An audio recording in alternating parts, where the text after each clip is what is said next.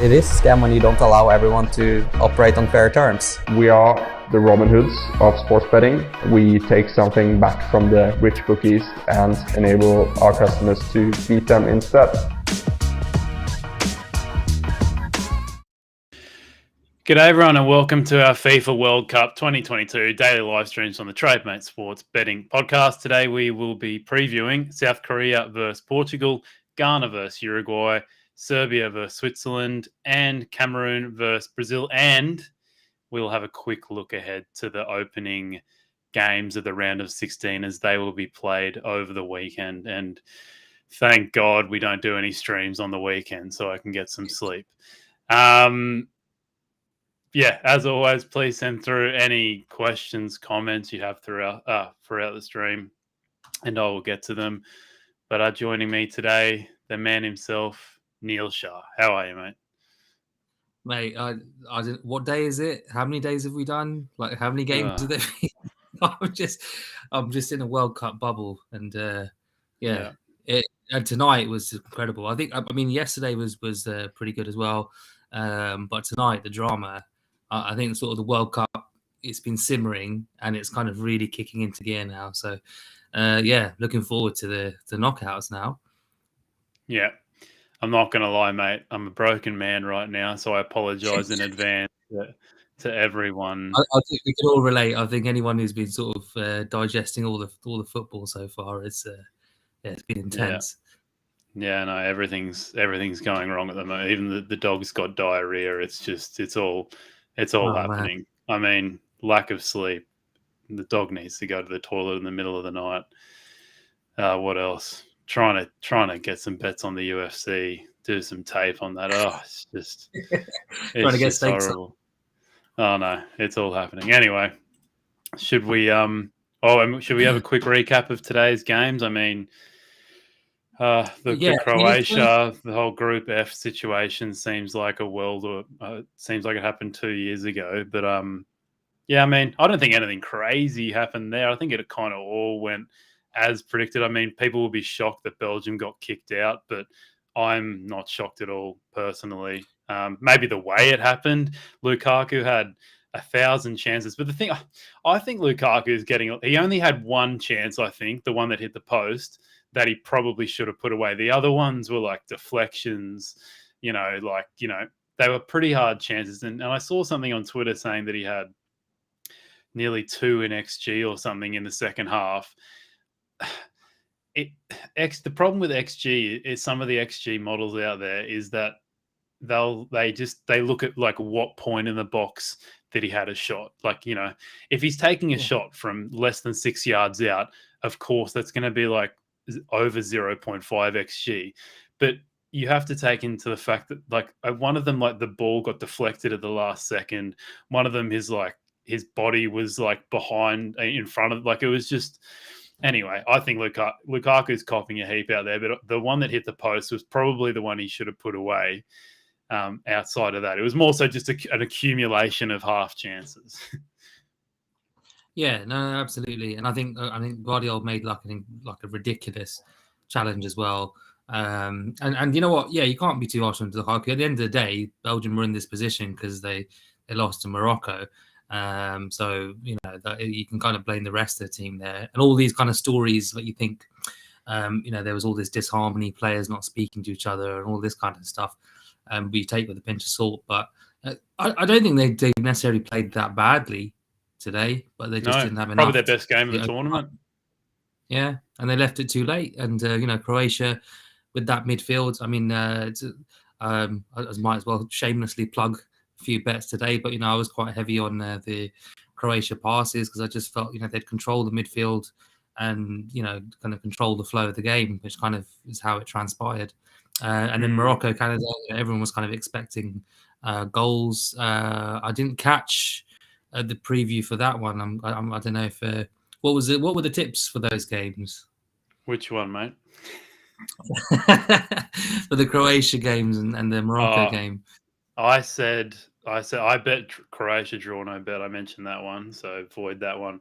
And I said Morocco to win, but I said small play. I wasn't too hectic on it just because I knew that a draw would get them through too. So So I guess it was all right there. But my bets for the group E ones were no good. I mean, Spain, I said 0-0 at half time, which in hindsight, I'd place that bet a million times over. I think that wins, in the long term. Yeah, I mean, they only got the Early one. goal. So, Yeah. And then I had Germany to win to 0, which certainly did not happen. I think a lot of people did, and Costa Rican surprised us.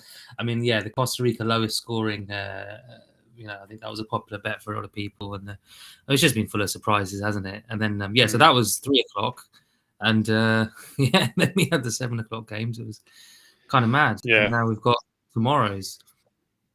Yeah. Well, I did tip out last week. This time last week, Japan to win the group at 5.50. So it didn't happen in the most conventional way possible, but it did happen. So I did get a nice message from a fella just before. I mean, anyone who had a Japan Costa Rica dual forecast, 2 minutes, you would have been on cloud 9. So yeah, commiserations to you. Oh, that would have been classic. Anyway, we should get on to today's games before I fall asleep, mate. South Korea versus Portugal kick us off today. We've got South Korea. They've had a little bit of money overnight. I don't know if there's been any news about Portugal resting players or something, but South Korea 4.29, the draw 4.15, Portugal 1.78. Asian handicap at 3/4 of a goal and over under 2.5 goals here. Portugal don't have anything to play for here. They'll most likely top the group no matter what happens. And South Korea need a win, obviously just have a sniff to go through. But for me, this just gives me major France kind of vibes that they could just come out here and play their second string team potentially. And for me, it's just like what's the point in having a bet until you know the team news? Yeah, I'm 100% agreed with you there. I mean, I took South Korea, on an opening line at Ladbrokes, and I think it was 8.5 at the time. But then you run the risk. I mean, obviously this time it worked out. I also took Japan, when they were kind of arbing quite high against Pinnacle, but they ended up kind of around the same price anyway for today. And ended up winning. Oh yeah, I forgot actually. Yeah, that was a tip from my members from earlier on. So it kind of works both ways. Obviously, look, South Korea falls at the moment, but they're an interesting one in a game like this. I only kind of watched some of the highlights against Ghana. I didn't watch it live, but again, kind of listened to some of the analysis. It was kind of they didn't give up. I think they were 2-0 down, weren't they? And they kind of got it back to 2-2. Yeah, they pulled a couple of goals. Yeah, you're right. Yeah, and so they've got some fight in them. They will play for pride. They're not the kind of team that's going to kind of down tools, and you can say all these kind of cliches about again like East Asian teams, but just they kind of work as a collective, and they're going to be hard to break down. They're going to be tough, and they have a chance. So at the moment, I think the table has Ghana are on I think 5 goals. They're kind of level on goal difference. South Korea are -1. So again, and if they finish on equal points, then it's going to be that goal difference rather than the head-to-head first, as far as I'm aware. So they definitely have a chance. I don't know if I can see them scoring, 2 or 3 against this Portuguese defense, unless Portuguese kind of turn up half-cooked or kind of complacent. You did see today what happened with Germany. Rudiger was making kind of careless mistakes at the back, and in this tournament, teams are kind of underestimating relatively weaker opposition. I think that could be quite dangerous for Portugal. But I just think they have too much up front. I think even if they rotate, Ronaldo, I don't know, does he start? Is he going to demand to start? Is he kind of still incredulous that he didn't score that goal with, the little fraction of his hair in the last game? But again, you've got Diao will probably want to get game time. Who else do they rotate in that team? So from a props angle, I mean, it might be something I can't really say now. It might be something just closer to kickoff to see when team news comes out. I definitely wouldn't be taking Portugal at 1.78. I wouldn't take them below evens. considering they don't need to win this game, they could easily kind of grind this out. It's one I'm going to be careful of personally. I'll monitor it in play. Could be one that again is kind of like a slow burner. Maybe South Korea will want to kind of ease their way into the game. Not necessarily take any big risks in the first 15-20 minutes, but try just to try and kind of nick that goal. But yeah, this is probably one of the ones I'm going to leave. I think no official play there. You don't need to bet on every game. I think how many games have we had? Almost 100 or something. So you don't have to be betting everything. Yeah, I think if Portugal goes strong, then I'd be happy to take the odds on offer now. But team news comes out, I'm sure that 1.78 will probably drop. So I don't know. I think we just move on, mate. I honestly think we can give better analysis in some of these other games where it's a lot more predictable to what the teams are going to do. So Ghana, Uruguay, 5.06 for Ghana. The draw 3.88. Uruguay 1.74. Asian handicap 3/4 of a goal. Over under 2.5. Ghana most likely only need a draw to go through, and Uruguay at the very least need a win, kind of in a similar situation to South Korea there. Just all kind of depends on, the other results in the game. Ghana probably been the most entertaining team of the competition so far. Uruguay, one of the less entertaining teams, have seriously lacked goals, but they did get more XG than Portugal. So, they did improve in that second game. It's just a matter of putting the ball in the back of the net. And they certainly have plenty of players that can do that. So I would expect Uruguay to probably play their best game of the group here. I think, I don't know if it's been backed in, but over 2.5 in this one, I thought looked very decent. 2.06 on Pinnacle at the moment. Uruguay need a win. They need to press for a win. Ghana's defense is not too great. Uruguay's defense is decent, but they need to press and get goals. So unless Uruguay go out there, score first and sit back, then maybe that's not looking too flush. But I mean, Uruguay are going to go out there, try and get goals, and Ghana have shown that they can get goals too. So I would side more so with over 2.5. Do you have any thoughts on this game, mate?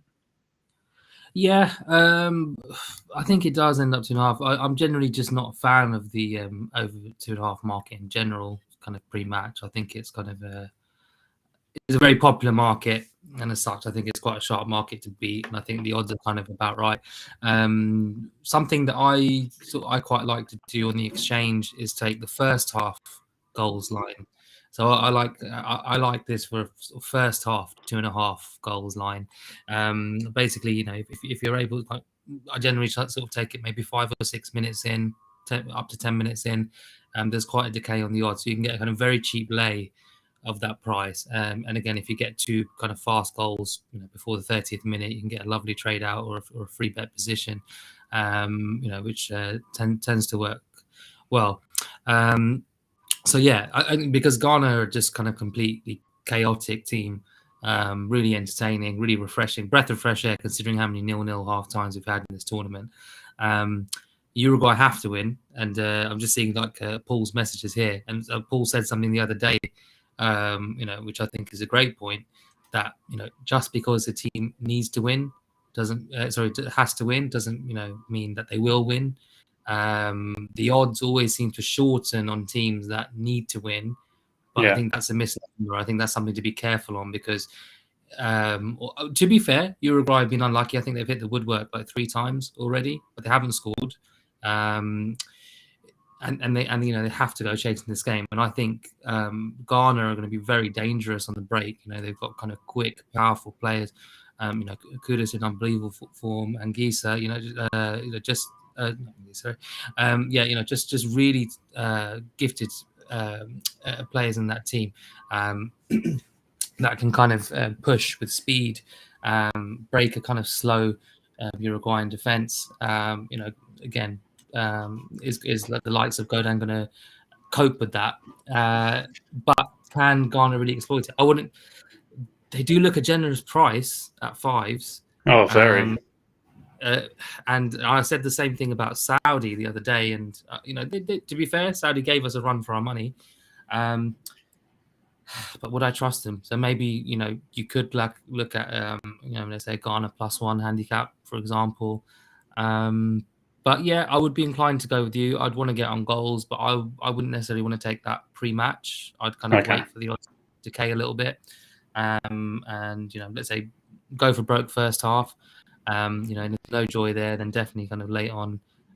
We've seen kind of how games are kind of exploding into life in the second half now. It is quite. People are saying it's going to be quite spicy as well. The card line is quite high.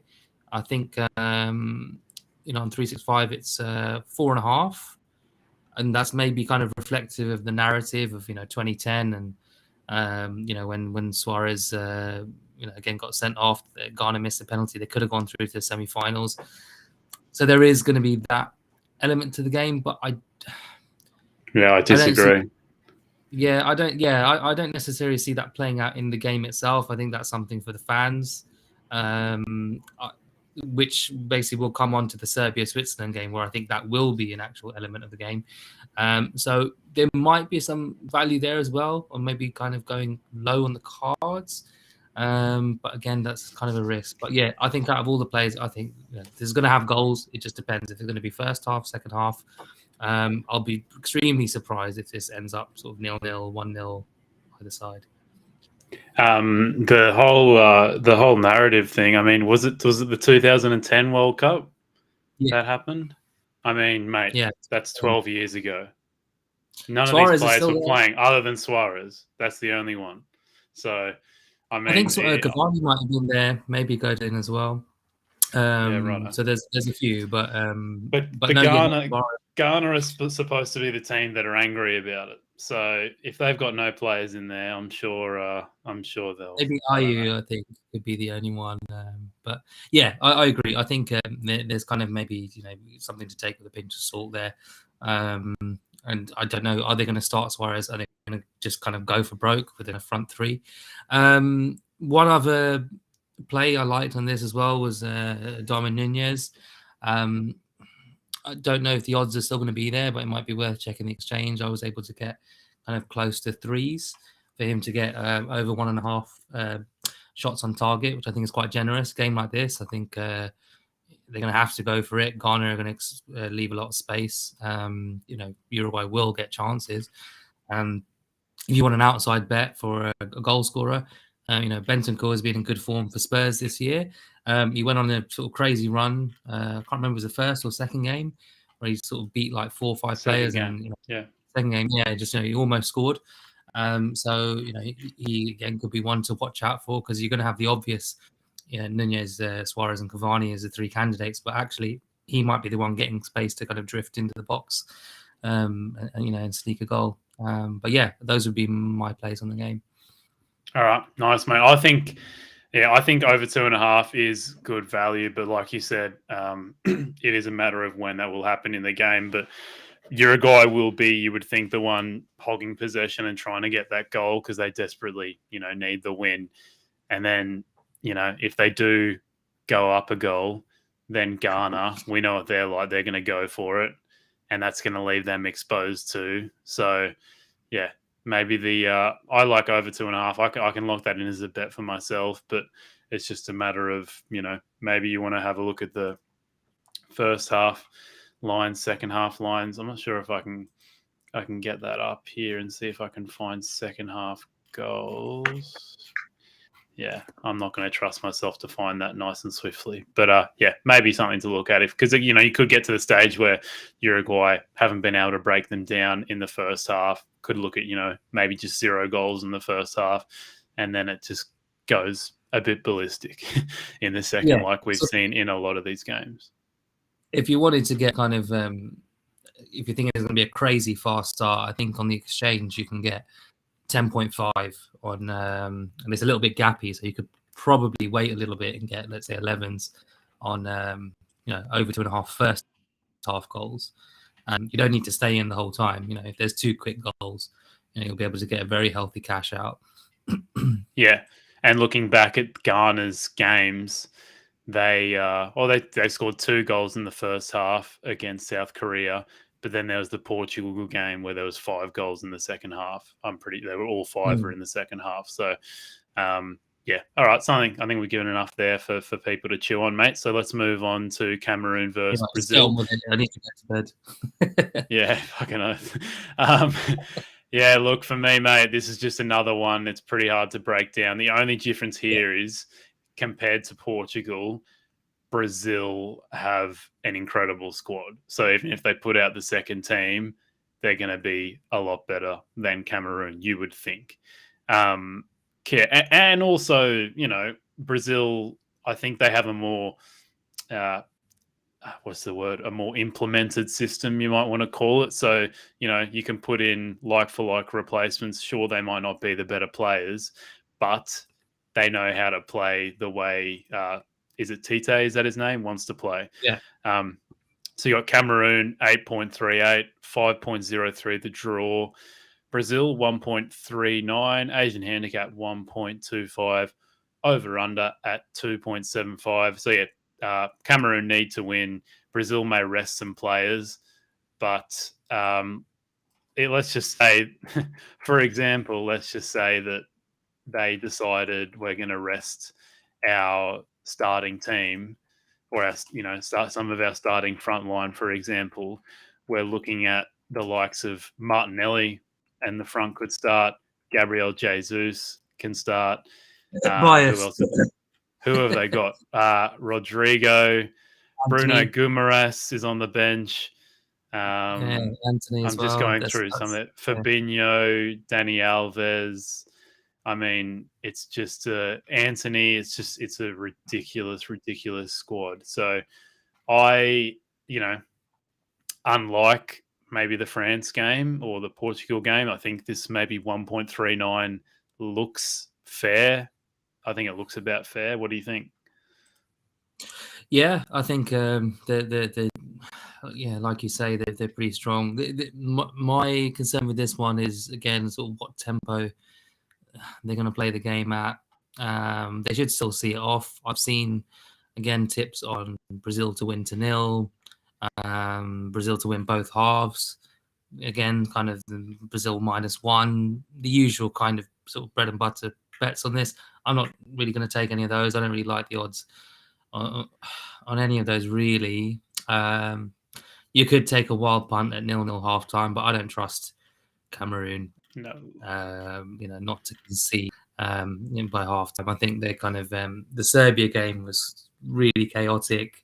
I think Serbia, let them back into that game. They should have really sort of punished them, shut up shop and kind of got the win. So I think it was a little bit flattering to Cameroon in the end. And Brazil, I think the metrics show out of all the teams in the tournament, they're either first or second in terms of XG against. I think they barely concede a shot on target. I don't see Cameroon necessarily being able to get near their goal. Again, whoever Brazil are going to have in that central defence and that central midfield, they're going to be strong, physical. They're going to match the Cameroons for strength and speed, and they're going to supersede them in technique. So I just don't see how Cameroon are going to make that breakthrough. The player I was kind of interested in, I haven't decided whether to pull the trigger yet, so I suppose this is kind of live, was on Anguissa on his passes. I think the line is 40.5 on 365. Just to feel if Brazil are a bit disjointed, they're a bit maybe disinterested and flat, then they will let Cameroon have more of the ball. They're not really going to be pressing them too hard, too high up the pitch, and the game could kind of descend into something a little bit flat later on. I suppose you want to be looking at who's actually starting. I think Jesus probably looks like a very likely starter. I don't know. You can get an idea from 365s. You've got Anthony, Jesus, and Martinelli all kind of priced up there. So, yeah, we'll have to see. But then do they get the 90 minutes? So, do you want to be on overs on any of those players, or are you going to look at an unders play on their shots or passes or something like that?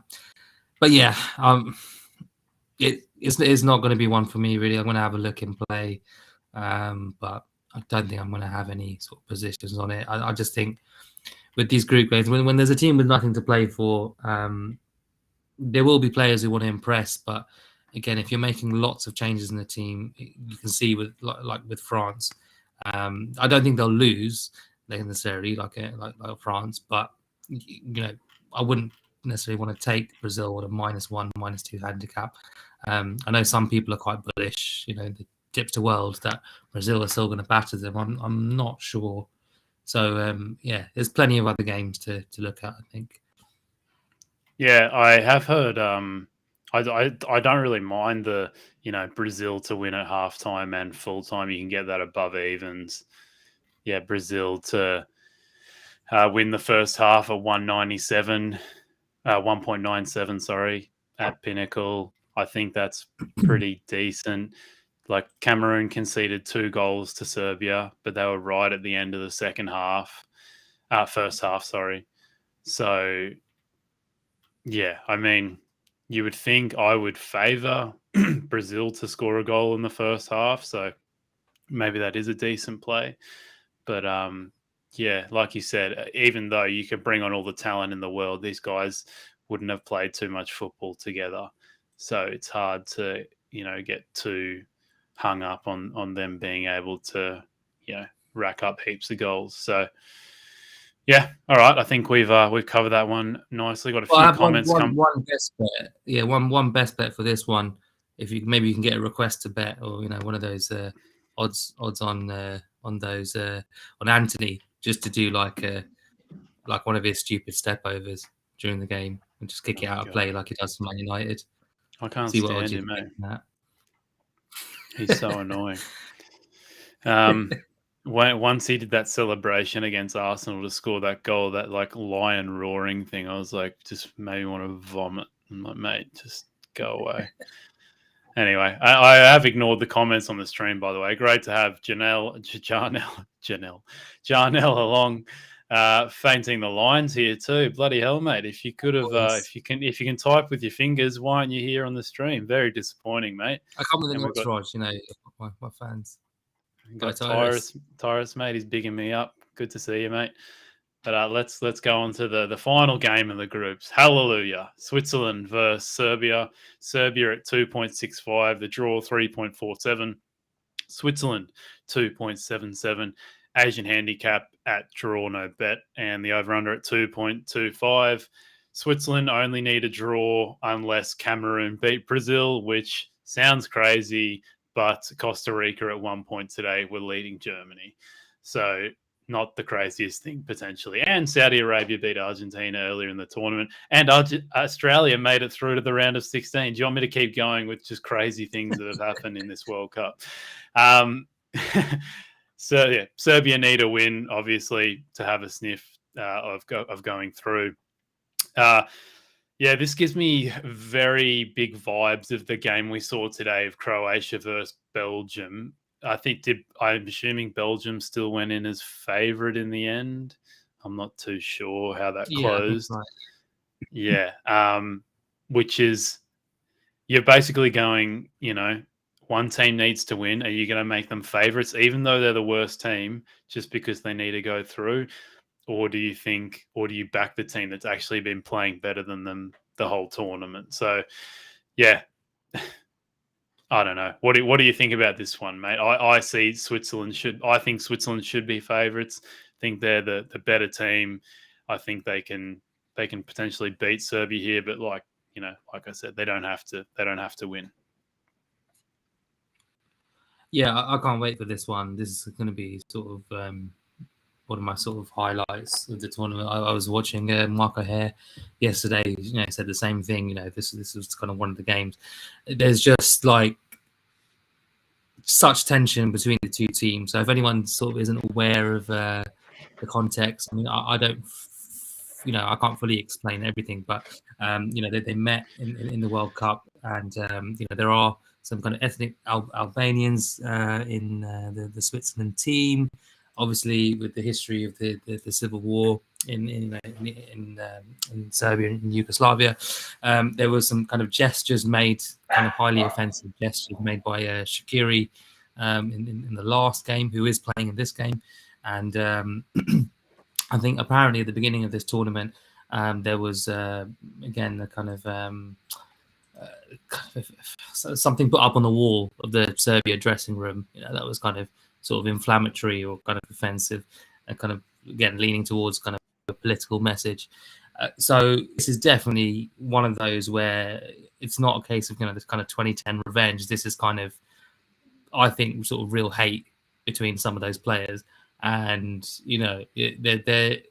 there are some interesting characters on display for both sides.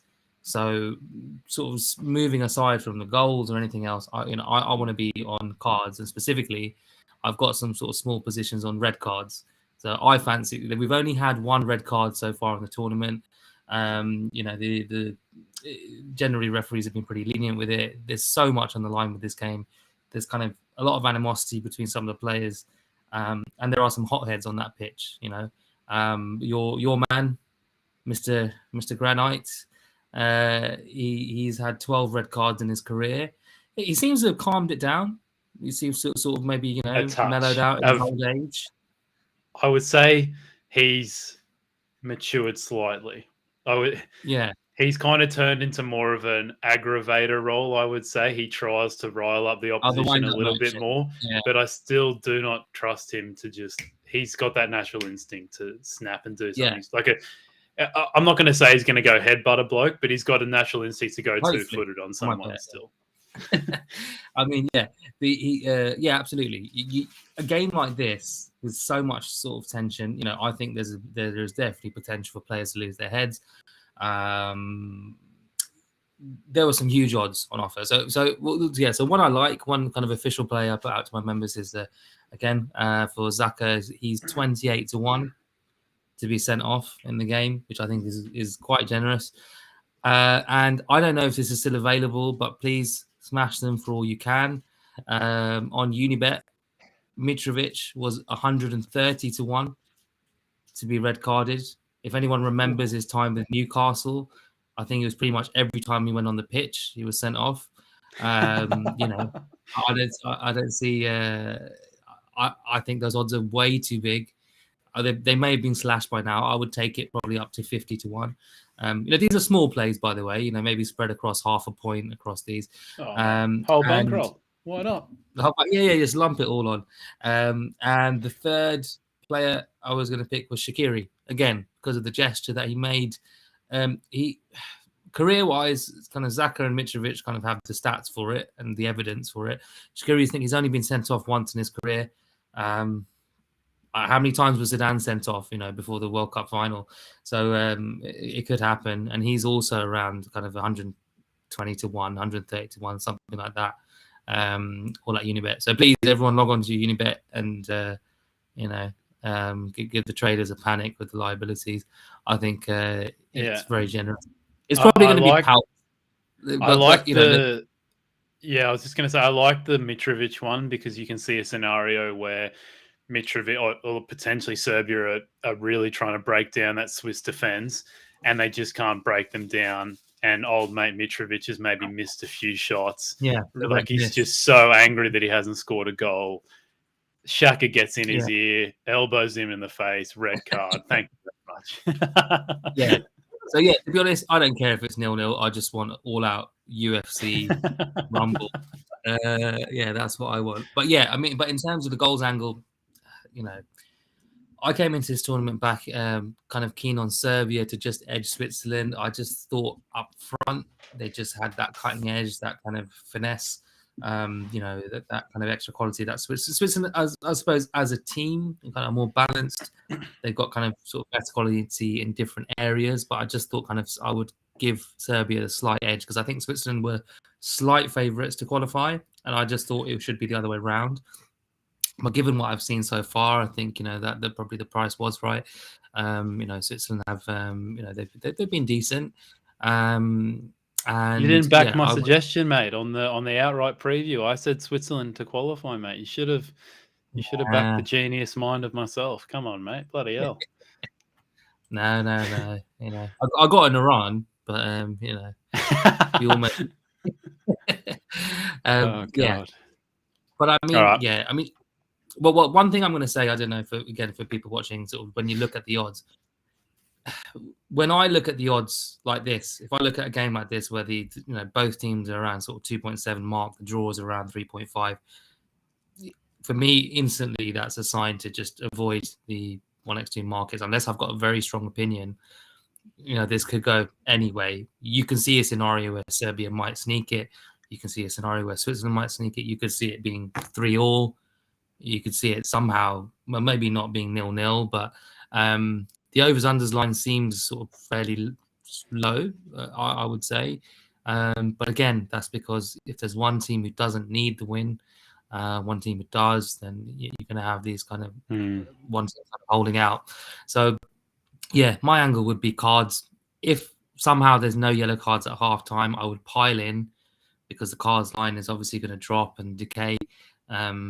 Maybe it won't that much, but again, if if you get, let's say, 3.5 over 3.5 yellow cards at halftime, I would definitely take that. You could easily see a flurry of them second half. I haven't actually looked into the referee, but I don't think it even matters who the referee is in a game like this. I think the challenges are just going to be so brutal that you're going to get them. Yeah, agree, mate. I think, maybe I might have a play on Switzerland draw, no bet potentially, but I still have, I don't know how much I've got on Switzerland to qualify. I can't remember. So I probably won't. Maybe a small little play, but I would never steer anyone away from Switzerland above evens, a draw, no bet. They're the better team.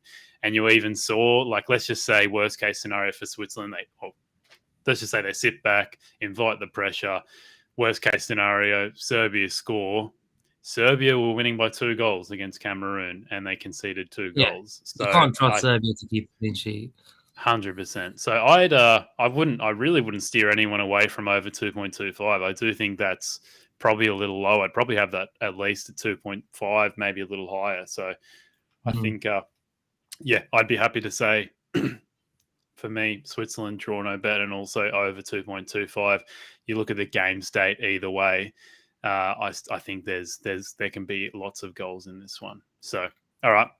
I think we covered that well, mate. We will, though. Just a couple comments here. I like this comment from Locke. Yes, though. He says you either go Swiss plus the under goals or Serbia and the over, which I think is a fair comment to make.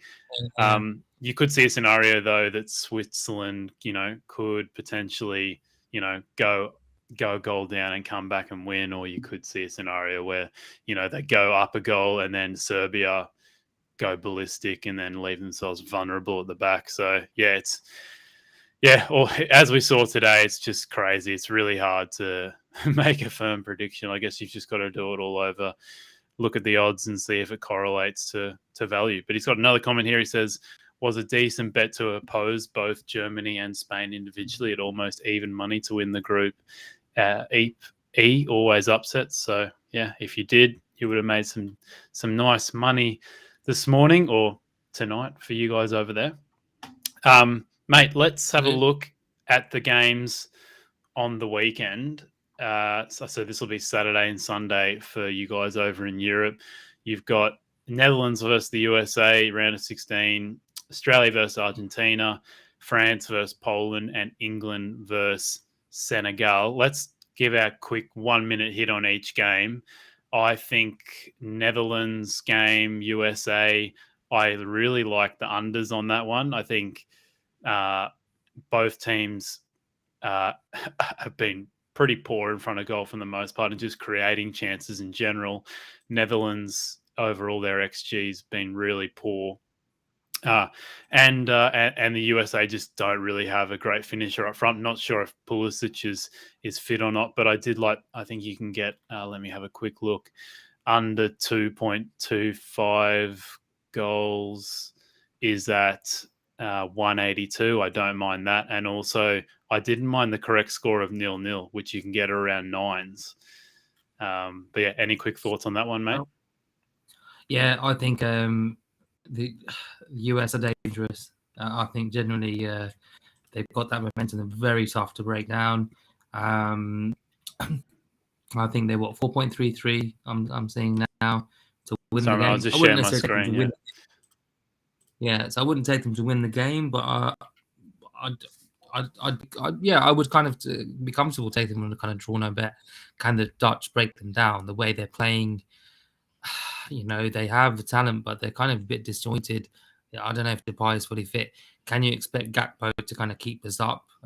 By the way, that was, if you remember one of my shouts, Gakpo basically has kept them in Genius. the tournament. He's going to do that 4 games running. So yeah, I mean that's big. You could kind of trade the draw at the beginning. Kind of take unders, but I see the Dutch eventually kind of prevailing. But I think the USA have got a good chance, and I think again, they take them to 0-0 halftime. They can sneak a goal second half, take it to extra time, take it to penalties. I don't think the Dutch have a great penalties record, so you never know. I would definitely not be in the Dutch at evens. It sounds like a good price, definitely not, but not the way they're playing. Yeah, if you've been watching the games, the USA have arguably been better than the Dutch, or at least I'd be, if you factor in the fact, the Netherlands, they might not be the better team, but they can score goals.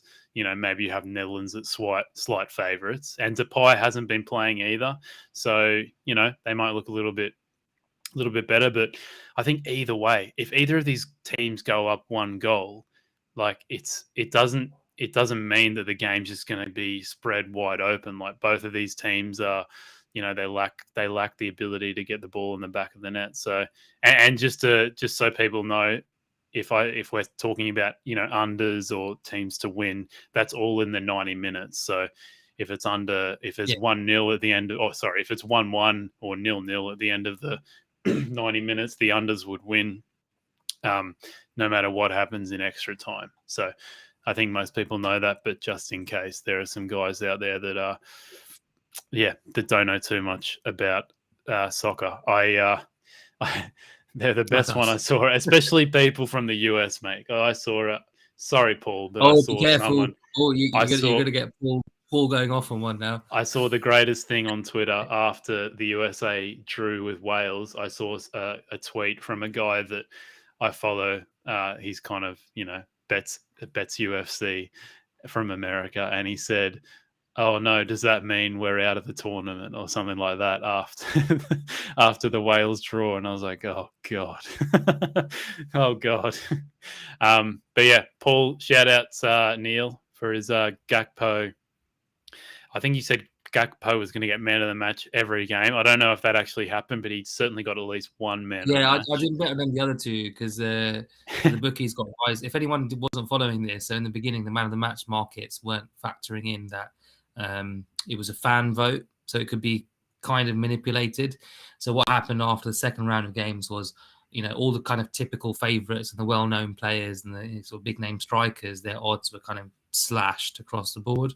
So I tipped up Gakpo the first game, but it was kind of a sort of throwaway comment, just back him to be man of the match every game. But I think, at least he got 1 of the 3, if not 2. Yeah, that's a winner, mate. That's a winner, mate. Especially at those odds, they probably would have been quite big. So tip of the hat to you, mate. Fainting the line, Paul says he likes USA plus a quarter of a goal at 2.24 to get something if there is a draw. But yeah, for me, I like the unders. Oh, sorry, wrong one. I like the unders and the 0-0 correct score. I think happens more than what it's reflected. I think it's around 9s at the moment. I think happens a lot less than that probably in this kind of game. Next game, mate, we have. What would it be? I think it's Argentina versus Australia. I cannot believe I'm saying this. I was praying for Australia versus Saudi Arabia. It would have just made my life.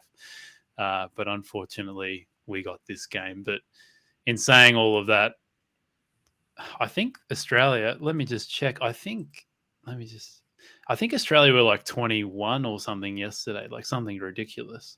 But now they're into 17s, which, maybe a little bit fairer. But yeah, any thoughts on this one, mate? Yeah, I mean, sort of anything other than, I mean, if Australia do, I mean, well, I don't know. Would this be a bigger shock than the Saudi game? Probably, because it's a knockout game, and you can kind of, these things happen in the group stages. So, I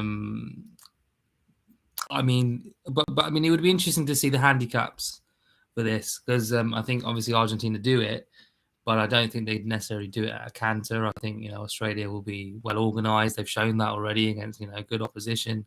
Again, against Denmark, we're able to get that game. That's a difficult team. So, yeah, I would, maybe be tempted to take Australia maybe on a +2 if the odds are kind of generous. You get +2 at 178 at the moment. You get +1.75 at over evens. But the only problem with that, mate, is if they're losing by a goal with, minutes left, you would, they're going to be trying to equalise. Or I could see them just get absolutely slaughtered on the counter. I'd be, if you're wanting to side, maybe want to go like plus a half, double chance on Australia and draw. I mean, I will say this. They looked pretty poor in defence against France. They looked pretty vulnerable against Tunisia in the second half. I think, Tunisia racked up over a goal in XG. But against the Danes, mate, I don't know if it was just Denmark or Australia's defence, but in the second half, with 30 minutes left, Denmark needed to win the game, and they did not get close. I'm barracking for Australia. I was ready for the next half an hour to be the most stressful half an hour of my life, given that Tunisia were winning the other game. And I'm not going to lie, I didn't break a sweat. I've broken way more sweats watching Arsenal try and defend a lead than the Australian team, which, there's no comparison between an Arsenal team and an Australian team. So, yeah, Argentina struggled to break down Mexico and Saudi Arabia, maybe not, but Mexico, they struggled too. So I don't know. What do you think? Yeah, I think, the problem for them, they will get space. And I think they've been very clinical with their chances, Australia. I think Kevin Hatchard was saying about, who was it who scored against Denmark for Australia again? Lecky. Much Lecky, yeah. And he was saying, I think he said in Twitter, is like, he's seen him play like 50 odd games in the Bundesliga, and has literally never seen him do anything as good as that. So it, is, again, how sustainable is that? They're going to kind of do that, but I think they'll get a few chances. They'll get a few shots on target. Argentina will give them a little bit of space and push forward. But you just saw in the second half with Argentina against Poland that it started to click into gear. Kind of their tails are up, they're confident, they're feeling good.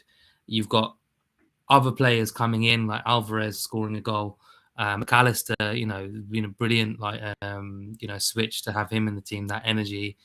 And I think, they will get overrun. It's just how long they can kind of sustain that against Argentina. Could they go into half time with a break? Do Argentina kind of just, are they with content maybe winning, 2-0? And just, but then I don't know. I can't see that happening because, Messi will want to get his golden boot. There'll be other players wanting to get on the score sheet. So, yeah, I mean, I think it's a tough one to call. I think if I was going to go anyway, maybe it would be kind of Australia to hold out till half-time, 0-0 half-time. That's one of the favourite bet of the tournament. Yeah, well, you can get Australia plus a half at 2.31 for the first half. Yeah. I don't think that's a bad play at all. But yeah, like you said, watching Argentina, mate, they could have scored like 5 goals. I don't know what the XG was at the end, but they destroyed Poland. Poland got to the point where they were 2-0 down. They're like, we have to stop trying to take this team on and just hope that Mexico don't score another goal. So, I mean, I think that's the danger is because you saw with the Poland game that if you're not able to keep the ball, then you're going to tire, and you can see that with Poland, and I think you can see the same thing with Australia. All right, mate. We are definitely not getting through these quickly, but let's quickly talk. I like France to win 2-0 versus Poland. I think Poland were probably the third best team in that group with you could even argue they were the fourth best team with the Saudis in there too. I think you can get France. Let me have a look. France to win to 0. Yeah, I think you can scrap that game versus Tunisia. I think that's just like they've rested 1 million players, so I don't think you need to do any, mad analysis on that. Let me just see if I can get the odds on this one. Yeah, France to win to 0. Oh, I think it's come in now. It was at 2s yesterday. I should have pulled the trigger, but yeah, 185 now for France to win to 0. Any interest for you on this one, mate? Yeah, not. I wouldn't let them win to 0 because I think there's a little bit vulnerable at the back. But I'd be happy to take the French on a -1 handicap. Again, wait a little bit in play to take that. But I think again they can easily rack up 2 or 3. All of them on fire. Yeah, I'll be quite keen on France to do that. Yeah, France 1.3 at the moment. -1.5 is the line. So, -1.5 is the line. So to get -1, you're probably looking at like 150 around that kind of mark. So pretty short, maybe not worth it. Well, like I said, I get wait and play a little bit, I think. Yeah. All right. Let's. I evened. No. The line's at 2.5 on the goals. I was going to say there could be goals in that one, given how fragile Poland were against Argentina, but looks like it's priced about right. All right, and last one, mate. Your boys, England versus Senegal. Okay, you're going to hate me, mate. But what do you? Are you convinced by England yet? I didn't see the game against Wales. Also, I think you should take it with a grain of salt because it was Wales and they had nothing to play for. But I looked at all the goals. I looked at the highlights, mate. So I'm very much going off highlights here. Yeah. They scored from a free kick. They scored from an error at the back. And they scored from a goalkeeping howler. So it wasn't, for me, as if they completely destroyed Wales with their incredible attack. But they still beat them 3-0. They still beat Iran 6-2. I mean, I haven't looked at the list of the tournament top scorers, but I think England are there or thereabouts with 9 goals. They didn't score against the US, but they've scored 6 in one, 3 in the other, without, like you say, necessarily impressing. Look, I'm not one of these people who's sort of like just a complete Southgate hater. He's got us to a final. He's got us to a semi-final. And there is some method to what he does. Obviously, people want it to be more progressive and attacking. You can't shoehorn all those players in. I think Foden got his chance. He did all right. Last time round, everyone was kind of clamoring for Grealish. I don't think he really sort of justified that. I think with England, they've just got firepower from lots of different angles. They've got lots of different potential goal scorers. You look at the moment, Kane hasn't scored, but England have scored 9 goals, and they might be, they might be a free kick, they might be a little, off someone's arse, just like whatever it is, but they've scored 9 goals without being that convincing. So in a tournament, that's what you want. Okay, fine. Iran got the 2 goals in that game. It was kind of at that point, sort of fairly open and meaningless consolation goals. But I don't think Wales, they had maybe 1 or 2 shots on target the entire game. Bale didn't have a shot on target. Ramsey didn't do anything. In a game that Wales needed to win, and England were pretty comfortable throughout.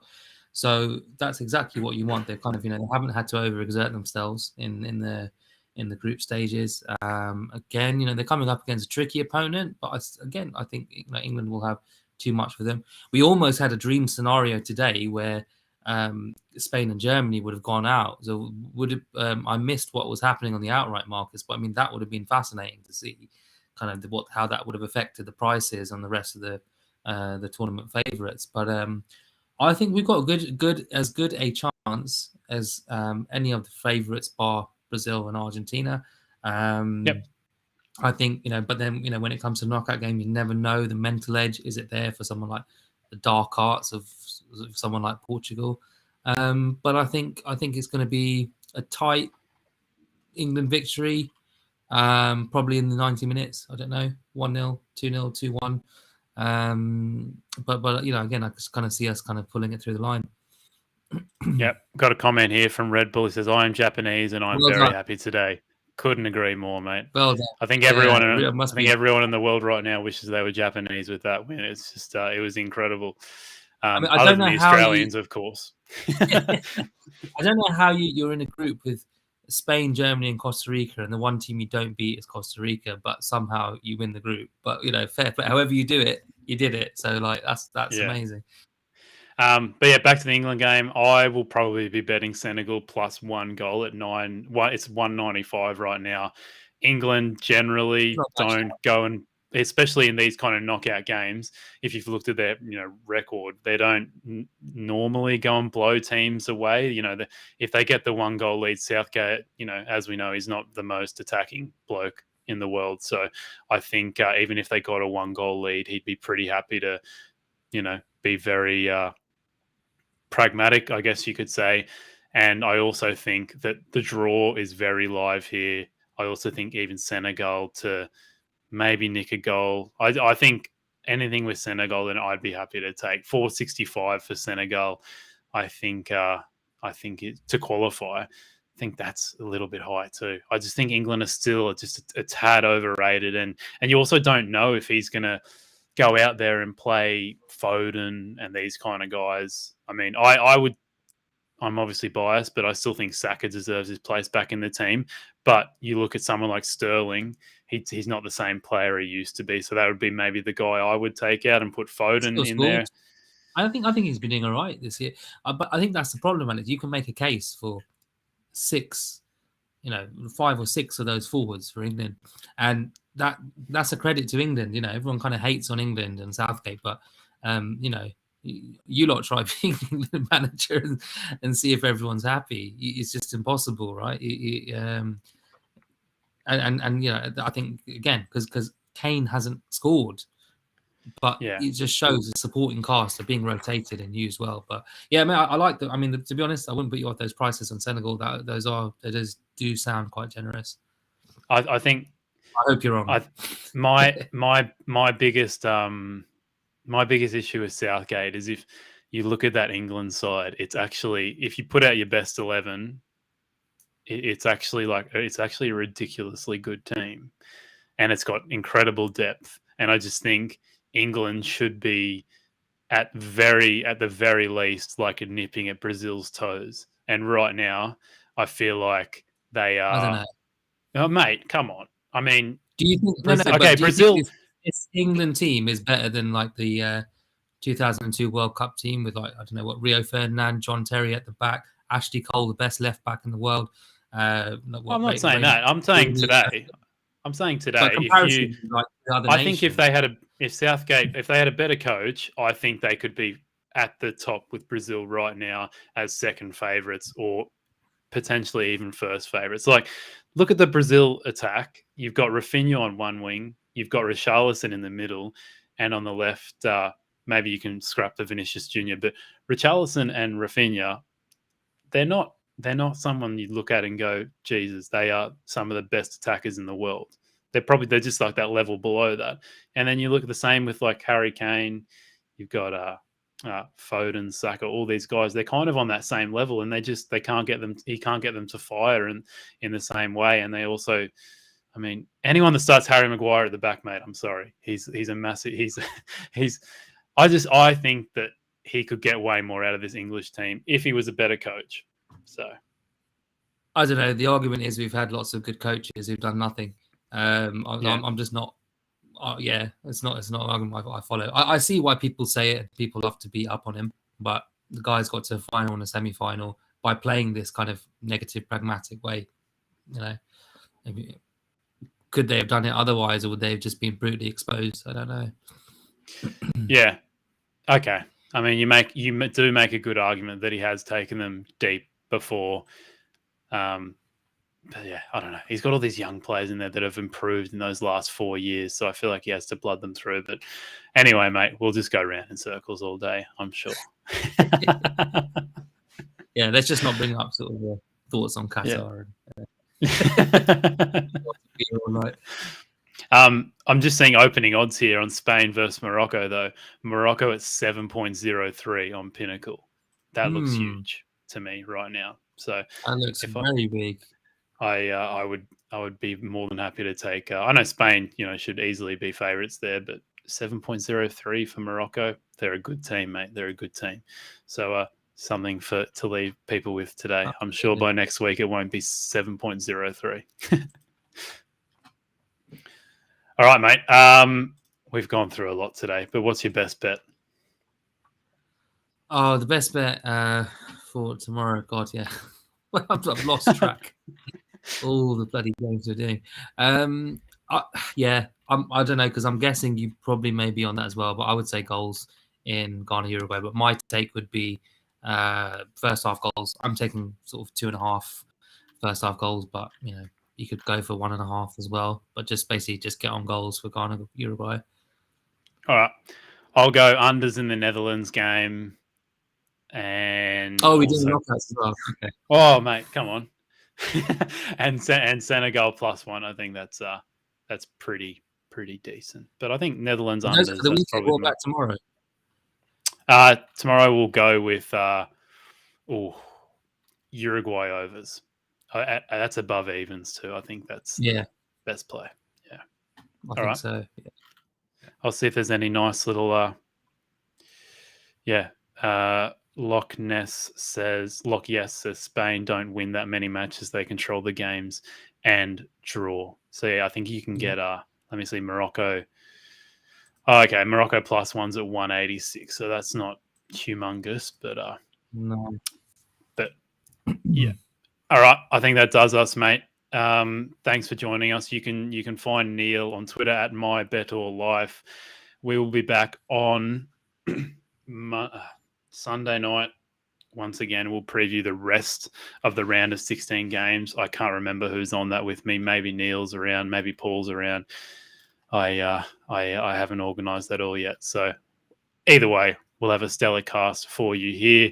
But thanks for listening, everyone. Please do all the good stuff. Give us a like, subscribe to the channel, subscribe to the podcast. And if you want to give Trademate Sports a go, start a free week trial and start your value betting journey. Neel, it's been very fun, mate. I'm going straight to bed after this. Well, Alex. Yeah, you go to bed now. If I took my glasses off, you'd see some horrible things, I reckon. All right. See you guys. Night, guys.